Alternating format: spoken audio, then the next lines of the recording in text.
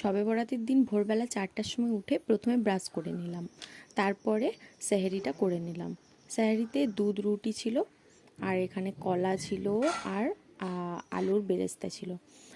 সেহরি শেষ করে ফজরের নামাজটা পড়ে নিলাম, আর তারপরে ফজরের তসবিটাও করে নিলাম। এরপর যেহেতু ভোরবেলা উঠেছিলাম, সেই জন্য একটু সকালে উঠতে দেরি হয়ে গেছিলো। 8টার সময় সকালে উঠে তারপরে সকাল থেকে এবার পরবের প্রিপারেশন স্টার্ট করলাম। মা এখানে হালুয়াটা করছিল, আর আমি এখানে হালুয়াটা কেটে নিচ্ছিলাম। কেটে নেওয়ার পর একটু সুন্দর লাগার জন্য চেরি দিয়ে ডেকোরেশন করেছিলাম। এই দেখো সব হালুয়াগুলো তৈরি হয়ে গেছে।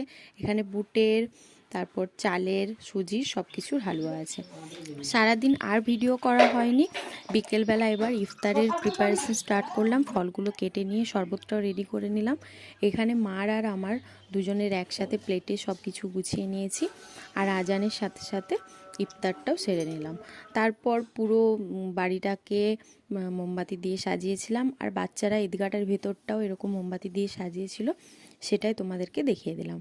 কত সুন্দর লাগছে তাই না? এইবার বসে পড়লাম। মা এখানে চালের রুটি বানাচ্ছিল, আর আমি রুটিগুলো সব সেঁকে নিয়েছিলাম।